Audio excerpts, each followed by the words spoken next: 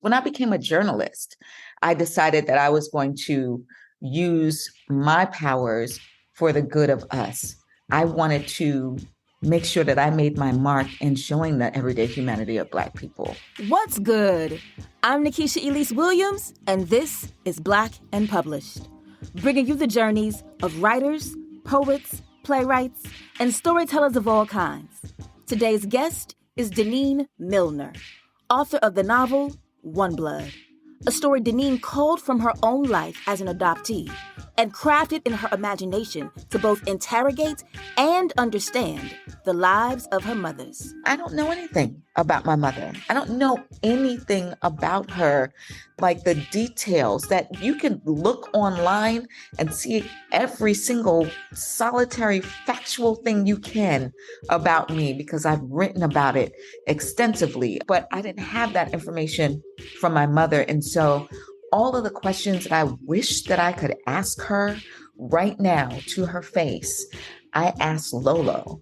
And that's how her story came to life. A New York Times bestselling author and famed celebrity ghostwriter, Denene got her start as a beat reporter for the Associated Press and the New York Daily News.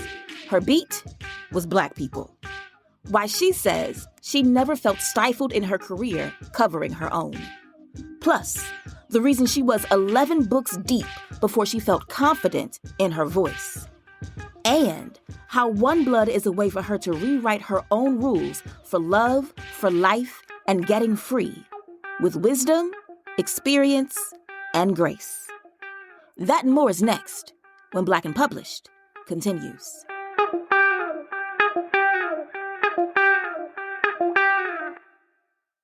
All right, so let's jump into this interview.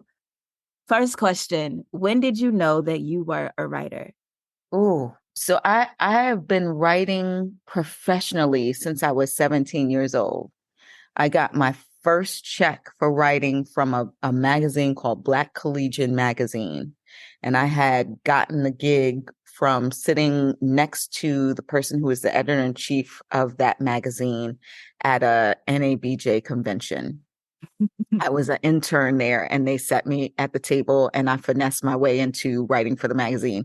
And he paid me $500, which might as well have been $5,000, $500,000, $5 million to a broke 17-year-old freshman college student, right? But I think the day that I realized that I was a good writer and that there was something to my voice was when Jimmy Breslin, and he was this old, crotchety white man columnist. And I loved Jimmy Breslin because he had like this, he was like a smoker. He had a raspy voice and his voice was all over the page. Like you could read his words and it would feel like you were sitting on a stool in like this seedy bar in New York, with all the lights low and, the floor is sticky and he's got a cigarette in one hand and some kind of brown liquor in the other. And he's just talking mess. Like that's what his columns read like to me. And it was the best storytelling at the time. And I wanted to have that kind of voice. I wanted people to be able to read my work and be transported in that kind of way by the way that I put the words on the page. And so I wrote this story for the Daily News. It was about Tiger Woods. He was on Oprah and he was saying something to the effect of he doesn't consider himself Black. He considered himself Cablinasian, which was a mixture of Caucasian, Black, and Asian. And basically what I said in the story was like, boy, if you stood out on a corner of like 57th and 5th at, 9:00 at night, the taxi drivers would not recognize you as Cablinasian. They would recognize you as a Black man that they wouldn't stop to pick up because they're scared or they just don't feel like being bothered with your Black ass. And so I wrote that in this piece. And who calls me to congratulate me on my voice and my writing? Jimmy Breslin. And I swear to goodness, this was before we had cell phones. I'm really dating myself now, but he left this message for me, basically telling me that he really loved what I was writing, what I was doing. He was following my work. He appreciated my perspective on things, and that I was one of the young writers that he was looking after. Mm. And that's when I knew I was on to something. What did that validation do for you, not just as a journalist, but creatively as well? It told me to keep going because here was this old crotchety white man telling me that he appreciated the fact that I was using my pen at the Daily News to explore Blackness, right? And when I went to the Daily News, when I became a journalist, I decided that I was going to use my powers for the good of us because I come Mm. from a generation where when you saw Black people in the newspaper, they were usually being perp walked across the cover of the newspaper, or they were bouncing a basketball, one or the other. There was never anything in between that showed just sort of the everyday humanity of us until, like Black History Month. Then all of a sudden, everybody threw everything at us, right? Like, so now we got all the books, we got all the music, we got all the movies, we got all the attention during February. But outside of that, the only time you saw us was when we were being negative or portrayed as negative. When we were on television, it was still an event, right? I remember sitting down and watching Michael Jackson's video, Remember the Time, because it was such an event. And so when Black people sat down to watch it, it was a moment. And those moments we held dear because they weren't normal. They weren't every day. And so I grew up in that kind of space. And so when I decided to be a journalist, I wanted to make sure that I made my mark in showing the everyday humanity of Black people. And so to have, when I went to the Daily News and I made that clear that that was my mission, I was told that I would never advance in my career, that I would never succeed just covering Black people, because that was painting myself into a box. And I always considered covering Black people when I was a journalist, my beat. And I did really well at the Daily News and at the Associated Press when I focused on that. And so to have this man come along and say, no, no, no, no, no, they're all wrong. Like, you're doing exactly what you should be doing, and you're doing it really, really well. That just gave me sales. Like, I can fly through this. I can go really fast if I continue to do this. Yeah. Ooh. So I find that a lot of the authors that I speak to take one of two tracks because I think for Black people and Black families from a certain generation, like being a writer is not a job. So either we want to be writers and we don't know how, so then we become journalists because that's a job, Right. or we do academia because that's a job. You can be a professor, you can be a journalist, but Right. writing, who knows, is a crapshoot, right? Right. Right. But I find that, and especially in the story that you just told about, Black people being your beat, it's still like that. Did you feel like that work stifled you at all? And if so, what was your outlet? I didn't feel like it was stifling me. Like, I understood that people thought that I was stifling myself, right? I understood that people looked at it as if, like I was somehow lesser than because I would get sent up on Sundays. If I were working on Sundays, I would get sent up to Harlem to Abyssinian Baptist Church to sit and see if, like the pastor made news that day, or I would get sent to Brooklyn to see if that pastor made news today, or I would, have to follow around Al Sharpton to see if he made news. Like, I understood that other people looked at that as me being played small, but I always found like the jewel in that, right? And people followed my work because I approached it with the respect and care and attention that it deserved. And so I never looked at it as I'm being used. So then I have to ask, if knowing you wanted your work to be in service of Black people, when did you decide, you know what, being a journalist, an editor is not enough? I need to move to books. Yeah. So my foray into being an author was completely unexpected. It just was not even on my radar, not even a little bit. my goal in life was to be a columnist, a New York City columnist for one of the top New York City newspapers. That's all I wanted. That was my goal in life. And thank God I learned to think bigger. But I had written a story for the Daily News for this section called Thursday. It was Thersday. And I'd written this piece about the book called The Rules, which was this really popular book back in the 90s by these two white women from like Long Island who were telling women how to get a man. Rules like don't call him back until he calls you 3 times, or be coy and mysterious on a date. Don't talk too much because men don't like that. Like those were the kinds of rules that they had. And I just thought the book was absolutely bat crap crazy because I'm like, who wants to go on a date and not talk? And if, and if Jerome calls me on Thursday talking about, let's go see Jill Scott, I'm going to see Jill Scott. I'm not going to, turn that down and not return his phone call until he calls me back, 3 times. I don't know.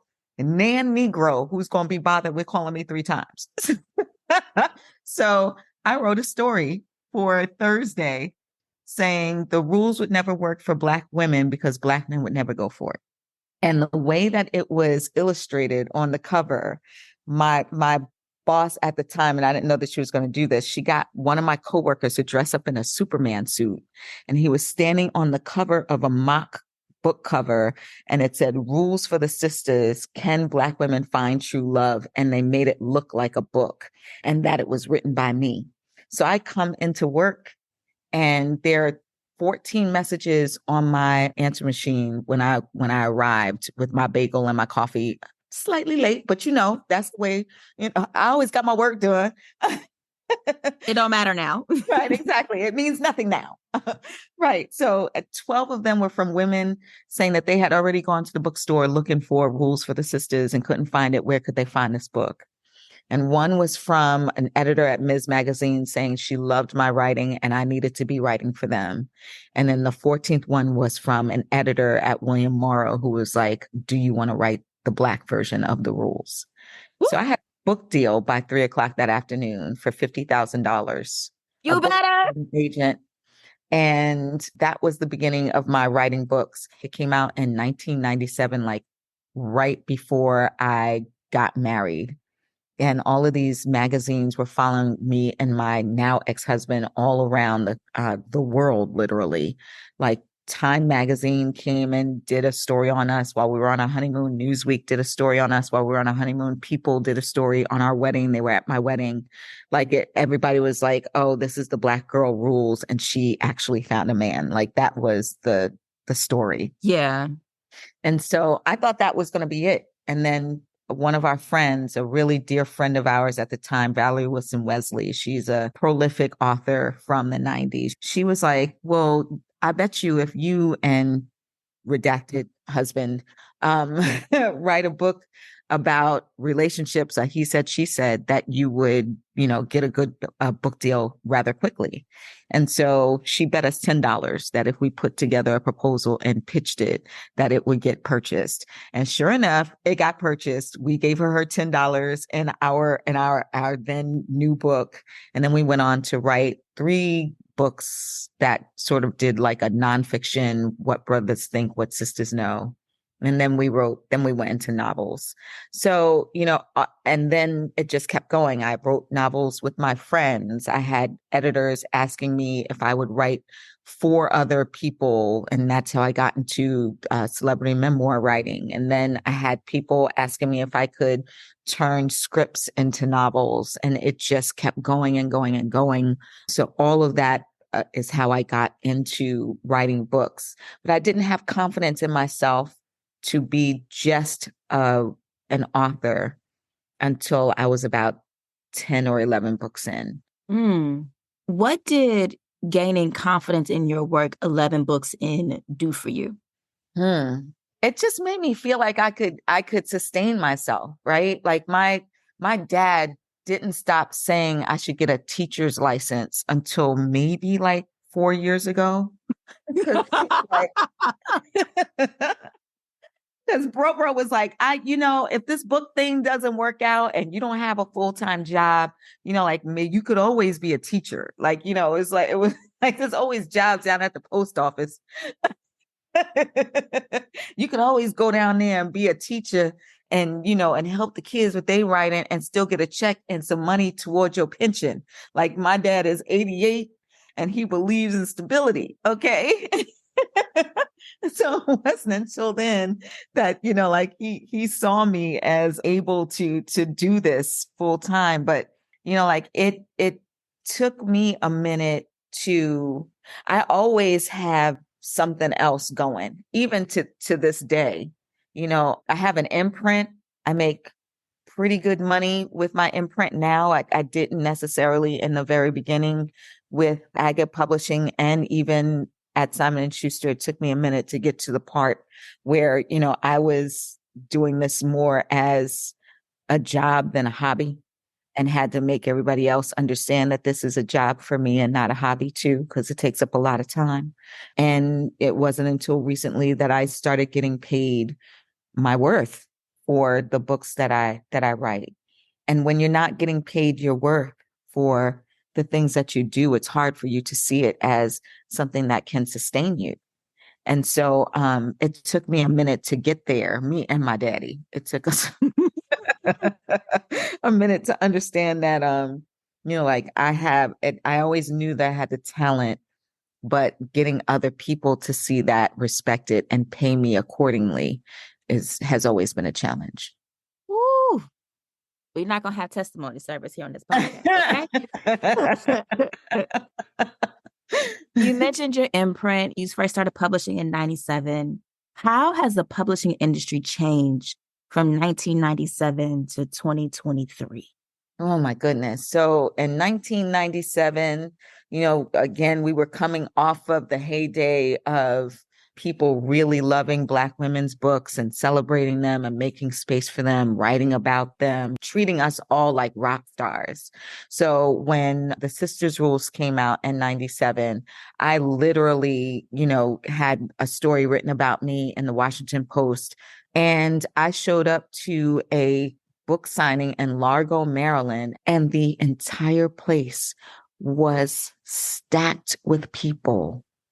Stacked with people. I walked in and I could barely believe what I was seeing. It was just full of people. And that's the way that it was every time I wrote a book, or every time my ex-husband and I wrote a book together. The rooms would be packed. There literally would be auditoriums of people who wanted to talk about relationships and wanted to, see the husband and wife team who were talking about the differences between the way that men think about relationships versus the way that women think about relationships. And there was just that there were stories about it. People were just really going out of their way to celebrate us.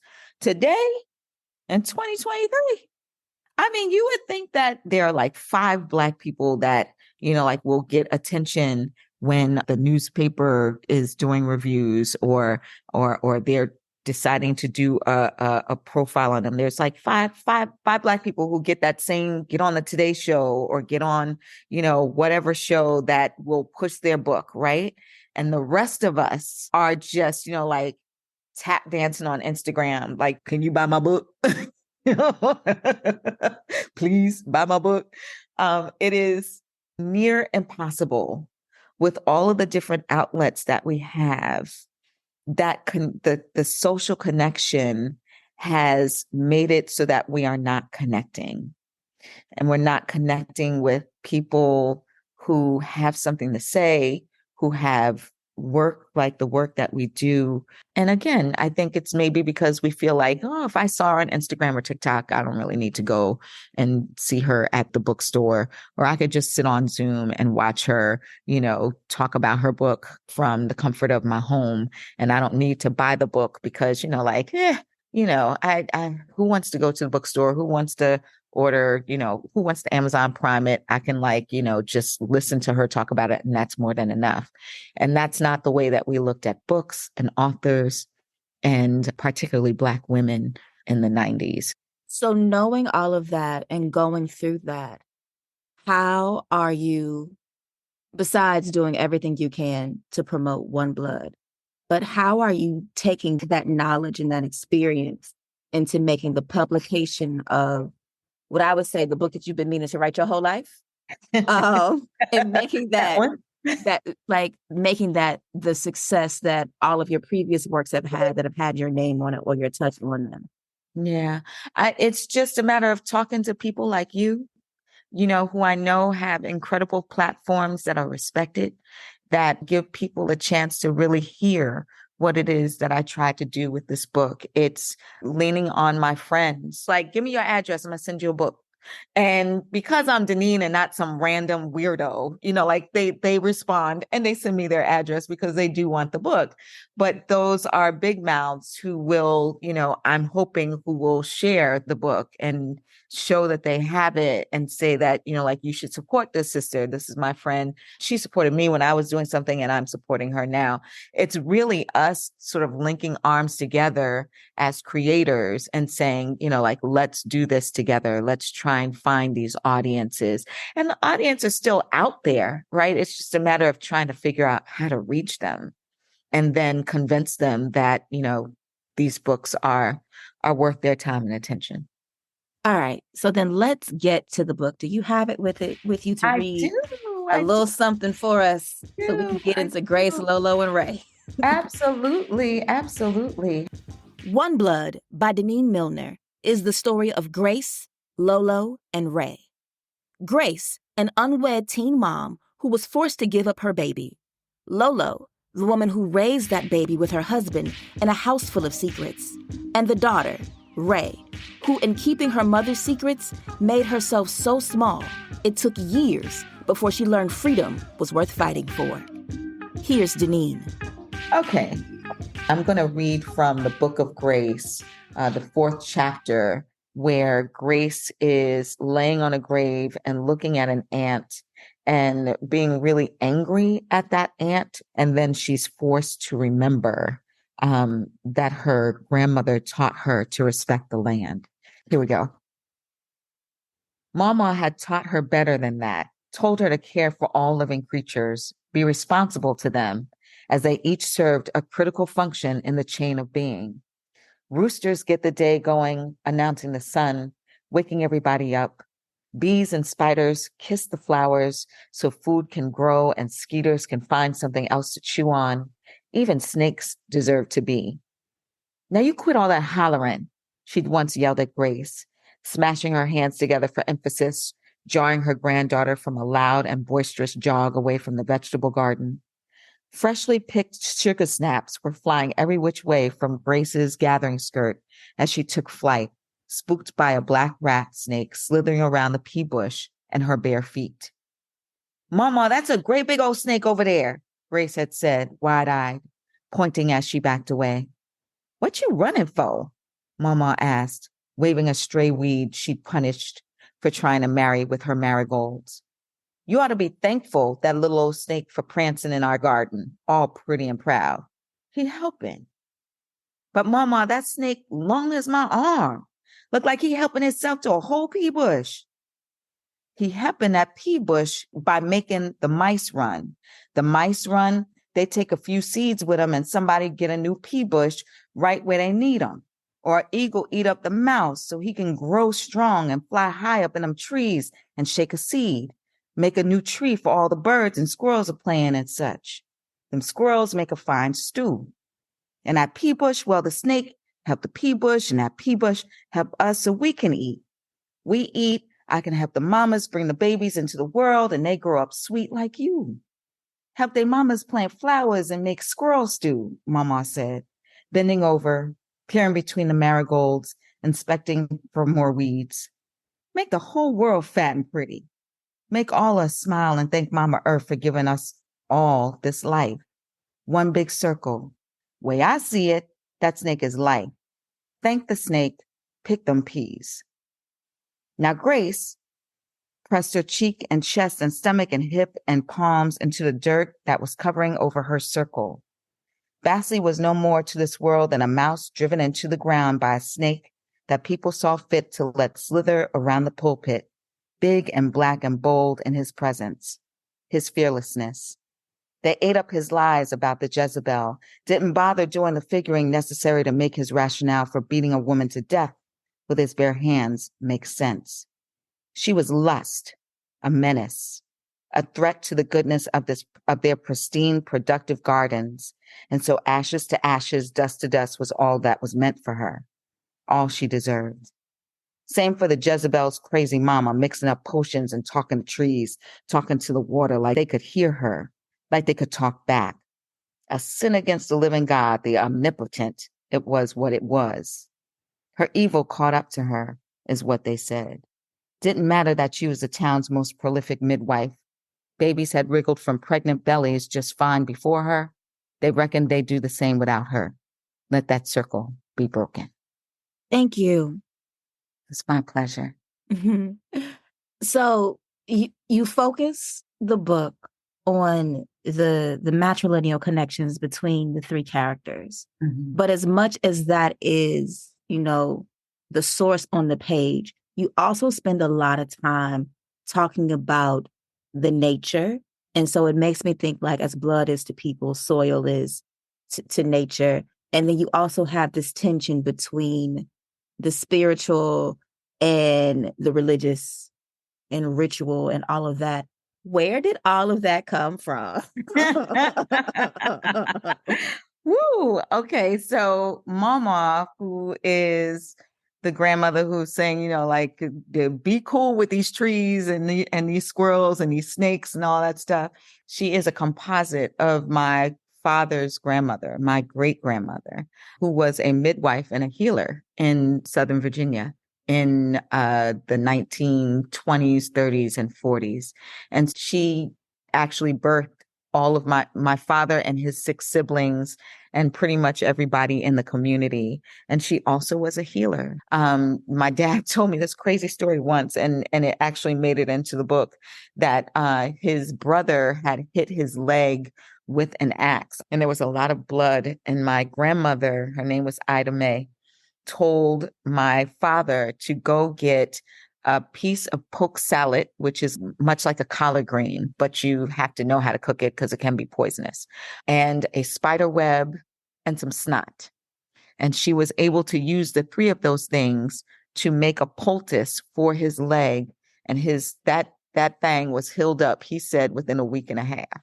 Mm. And so knowing that she was a healer, knowing that she was most likely spiritual, knowing that she was a midwife, and wanting to understand where a healing could come from at that time, it required spirituality. And it also required sort of an understanding of something bigger than yourself. When I was writing this book, I was brought to understand that there is something bigger than myself outside of the religion that I was raised in. I was raised as a Baptist Christian. My mom she jogged for Jesus every week.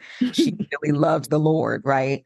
But in around 2017, I was introduced to a different religion, a different way of understanding the universe and understanding our ancestors, i.e. angels, and how they can work through your life.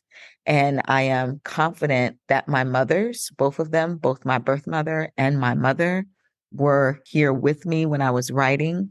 I was new to making altars. I was new to calling the ancestors to me. I was new to paying attention to my dreams and understanding the messages that were being passed on to me.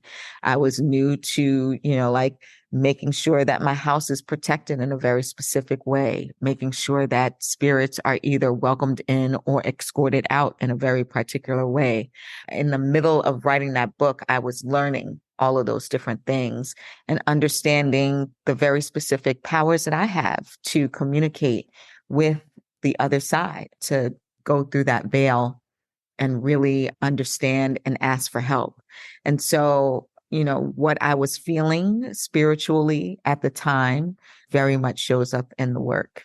And a lot of times there were moments where I would sit and write for 2-3 hours at a time and then pull myself away from the computer and be like, I don't even know where those words came from. I am certain that, like my mother's had their doing in the stories that pertain to the kind of life that I, in my mind, as an author and a novelist, thought that they probably went through. I can feel them in the room. There's times when I can feel them here, surrounding me, pushing me, on my back to just move forward. And so that's what you're seeing in One Blood. I think that comes through in the language, especially in Grace's chapter, and then also in Lolo's cadence as well, and in all of the Southern speaking inflections and in turns of phrase. Mama reminds me of Baby Suggs Holy from Beloved. Um, Thank you for that. you, you're welcome. That's who Mama put me in the mind of. Yeah. But that first book, the Book of Grace, is so damn heartbreaking. Yeah.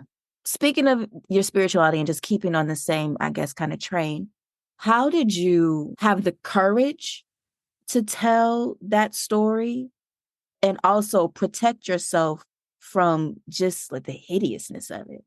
I can't protect myself from the hideousness of it because I'm a product of it, right? Like I'm adopted. Grace is who I envision in my mind to be my birth mother, right? Like I don't have any details about my birth mother. Although I did end up finding her during the course of writing this book, which is a whole nother crazy story. But up until I wrote this book, I didn't know any details about my birth mother and had very scant details about my own birth story. What I had been told was that I was a little baby when somebody left me on the stoop of an orphanage, and that my parents came and found me 4 days later when they went looking for a baby girl. And so that is pretty much the beginning of Lolo's story. But that's also the beginning of Ray's story. But Grace's story is what I imagined in my mind happened to my birth mother. Because I don't have any details, I choose to look at her with the love and light and grace, i.e., her name, that she deserves. When you think about birth mothers, there's all kinds of negative connotations behind them if you do think of them at all. Most of the times you don't think of them. When you're thinking of an adopted child, everybody expects you to clap and applaud for the parents who adopted that person and raised that person, right? And we as adopted children are, required to clap and celebrate that somebody took us in. And I am grateful to my parents, but there was somebody that I was connected to before them, right? And that is my birth mother. And she carried me in her womb, and I choose to look at her in a way that gives her the grace of birthing a baby and having the wherewithal to love that child beyond measure. Now, what happens to Grace in the book isn't the way that I chose to see what happened with my birth mother, but I wanted to use her story to honor the decision making that birth mothers make to give their babies away. Sometimes they're taken away. Sometimes they have no other choice. Sometimes they make that choice out of love. Sometimes they make it out of selfishness, right? But their stories deserve to be heard. And so I wanted to honor Grace by having a reader understand that birth mothers are not callous or foolish or selfish, or that they don't love their babies, or these babies were made out of haste and a lack of integrity. That sometimes things happen, and sometimes babies are made, and sometimes they don't get to stay with their parents, and everybody has their own story that needs to be honored. Yeah, you say in your acknowledgments, I wrote this story because my birth mother and many more like her deserve context, deserve some color in the stark black and white judgment we reserve for women who give their babies away. I wrote this story for my mother and the Black women of her generation who were led to believe that their very survival was wholly dependent on their being mothers and wives, and that this should be the sole source of their ambition, even as American racism conspired to stop Black women like my mother from stepping into and succeeding at those very roles. First of all, praise hands, hallelujah. Okay. I have so many underlines in this book. I was like, I can give it to no one to borrow because it was in all of my annotation.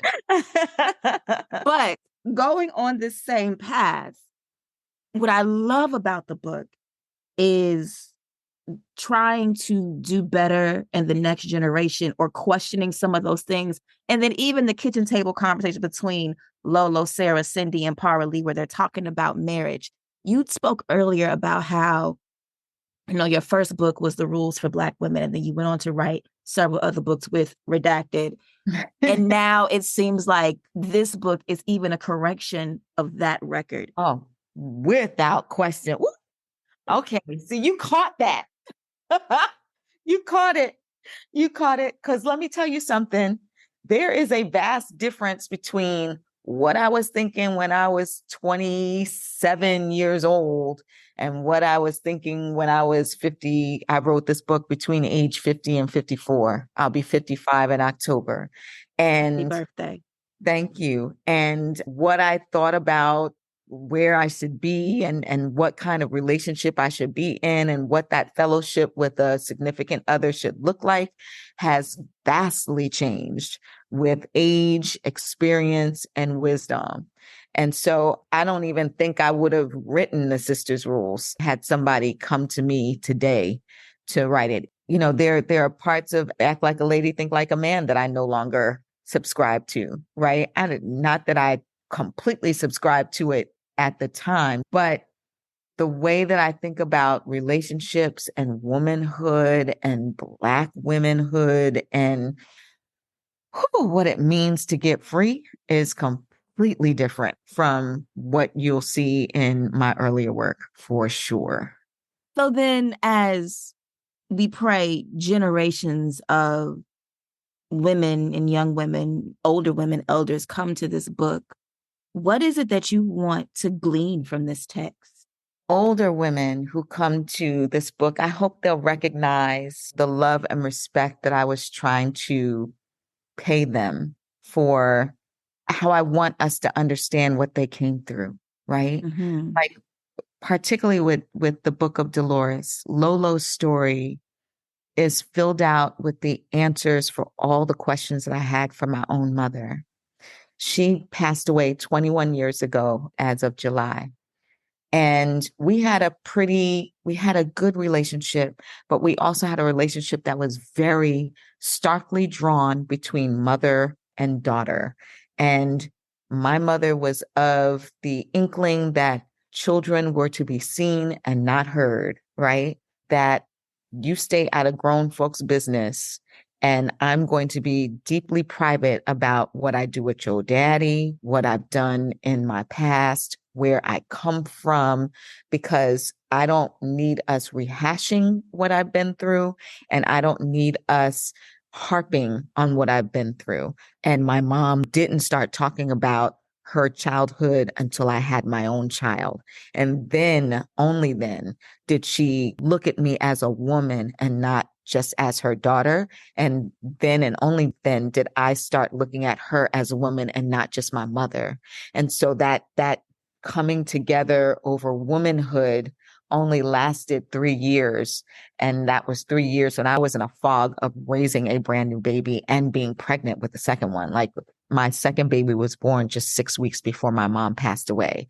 So she got to see my little one 3 times before she died. And she was very close to my older daughter. But I never got to ask her the questions that I wanted to ask her, like, well, why couldn't you have babies? Well, what possessed you to adopt children then? Like, why did you keep it a secret? Why was it important to you to keep it a secret? Why did you marry daddy? Like, could you have lived by yourself at the time? And if so, how would you have afforded it? Or did you? I don't know anything about my mother. I don't know anything about her, like the details that you can look online and see every single solitary factual thing you can about me, because I've written about it extensively, about motherhood, about being someone's daughter, about being adopted, about being a wife, about being a divorcee, all of that, right? But I didn't have that information from my mother. And so all of the questions that I wish that I could ask her right now to her face, I asked Lolo. And Mm. that's how her story came to life.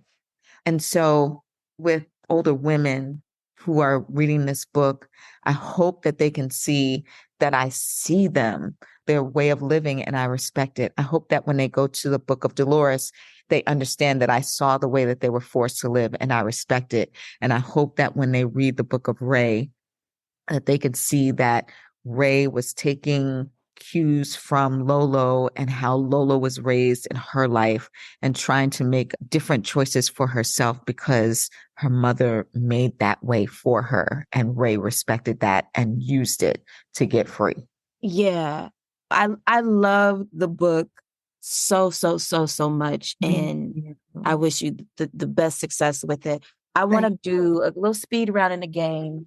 Okay. Let's go for this afternoon. All right. What is your favorite book? Ooh, my favorite book is ironically a children's book called Tar Beach.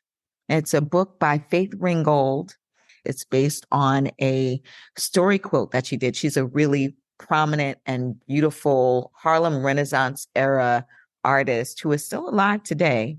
And she makes story quilts. And she turned this particular story quilt called Tar Beach into a book about a little girl named Cassie Mae Lightfoot, who dreams that she flies through the skies of New York City and everything that she flies over becomes her own. She owns it. And I just love the idea of being able to imagine yourself soaring and having exactly what you want. And I love the ode to Brooklyn in particular, New York City, and Blackness, this Black family having a party out on the top of their roof and just enjoying the moon and the stars and watermelon and fried chicken and each other and poker and Pokino and whatever card game they were playing and each other.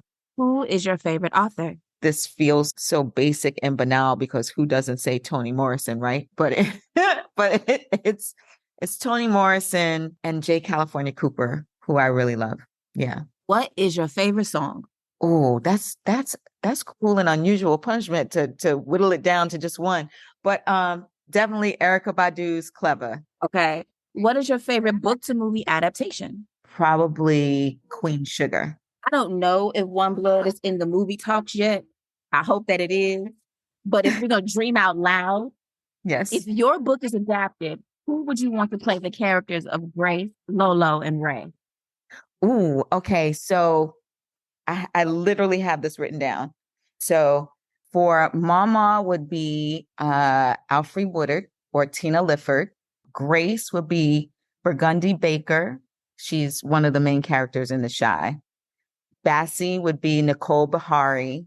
Lolo would be Anika Nani Rose. Ray would be Zazie Beetz. And Hattie would be Amira Van. I see it. Miss Ernestine from Underground. Yes. Yes, Miss Ernestine from Underground. That's it. All right. So you talked a lot about getting free. What are 3 things that define freedom for you? Being uninterrupted. And when I say being uninterrupted, I mean having the money, stability, and wherewithal to be able to make decisions for yourself that are not rooted in fear, right? I'm still a work in progress for that, but I'm close to it. Freedom would be also creating a space for my children, my daughters, to feel like they are uninterrupted, right? So they get to be what they want to be without fear. And the third thing would be not depending on a man to feel fulfilled, and don't get it twisted. I still love male energy and I still, appreciate the attention and time of a male, right? But freedom is understanding that I don't need that in order to be whole. So our little game is called Rewriting the Classics. Name one book you wished you would have written. And classic is any way you define classic. Maybe J. California Cooper's In Search of Satisfaction. Just because she was just preaching in that book about freedom. Like that's what that book was about. And boy, if I could write like that. And then another one would be Ocean Vuong's On Earth, We're Briefly Gorgeous. Just because the writing is just, it made me want to throw my computer against this wall. Like I just can't even imagine having that kind of ability and hold over words to put them onto a page like that. Like I wish I could write like that. Name one book where you want to change the ending and how would you do it? Oh goodness. Yeah, probably would have been one of my own. I was gonna end up here. It's one of my own. If I could go back and change the ending to Sisters Rules and tell women, girl, you don't need a man to feel whole, right? Like the whole book is about what you need to do to get a man. And it's definitely rooted in, you don't have to do this old school, act dumb and, be quiet and all of that foolishness to get a man. So that's there. But I wish that I could have written somewhere in that book, particularly at the end. And, oh, by the way, you can use all these rules if you want to, but it's okay for you to be by yourself too. It's okay. And then name a book that you think is overrated or overtaught and why. Any dead white man you could possibly think of. That's me saying, yeah, I have a serious issue with the way that dead white men are foisted upon, particularly children of color. And we are, told that somehow we are not smart enough if we don't understand it, or we don't glom into it, or it's not just our speed, and anything that's not dead white men is not worthy. So one of those books is The Great Gatsby. I hated The Great Gatsby. And I'm from Long Island, New York. I didn't understand it. I didn't care for it. I didn't care about it. It racked my nerves, the trying to understand this foolishness that had absolutely zero zilch to do with my reality. Amen. So my final question for you today, when you are dead and gone and among the ancestors, what would you like someone to write about the legacy of words and work that you've left behind? That she loved Black people so much. She loved us so much, and she saw us as humans, as full humans, with a full range of emotion and lives that deserved a flashlight, lives that deserved to be held up to the light. Big thank you to Denene Millner for being here today on Black and Published. Make sure you check out Denene's latest novel, One Blood, out now from Forge Books. And if you're not following Denene, check her out on the socials. She's at My Brown Baby on Twitter and Instagram. That's our show for the week. If you liked this episode and want more Black and Published, head to our Instagram page. It's at Black and Published, and that's BLK and Published. There, I've posted a bonus clip from my interview with Denene about how an edit to remove a Donny Hathaway reference in a profile of Jay-Z led her to quit a high-profile job and come to work directly for the culture. Make sure you check it out and let me know what you think in the comments. I'll holla at y'all next week when our guest will be Dolan Perkins Valdez, author of the novel Take My Hand. I feel sometimes that I don't get enough credit for some of the doors that I opened. Talk about it. And I say that with all due respect to the people who opened the doors for me, right? Mm-hmm.